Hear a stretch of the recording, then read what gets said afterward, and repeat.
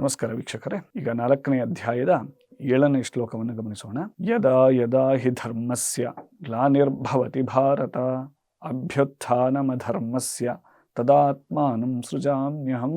ಹಾಗಾದರೆ ಹಿಂದಿನ ಶ್ಲೋಕದಲ್ಲಿ ಅವನ ಒಂದು ತನ್ನ ಪ್ರಕೃತಿಯನ್ನು ಹಿಡಿದುಕೊಂಡು ತನ್ನ ಯೋಗದ ಶಕ್ತಿಯಿಂದ ಪ್ರತಿಯೊಂದು ಜನ್ಮದಲ್ಲೂ ಅವತರಣೆ ಮಾಡ್ತಾನೋ ಅದನ್ನು ಹೇಗೆ ಹೇಳಿದ್ದಾನೋ, ಈ ಶ್ಲೋಕದಲ್ಲಿ ಯಾವಾಗ ತನ್ನ ಒಂದು ಅವತಾರ ಆಗತ್ತೆ ಅನ್ನೋದನ್ನು ಶ್ರೀಕೃಷ್ಣ ಹೇಳ್ತಾನೆ ಅರ್ಜುನನಿಗೆ. ಯದಾ ಯದಾ ಹಿ ಧರ್ಮಸ್ಯ ಗ್ಲಾನಿಹಿ ಭವತಿ.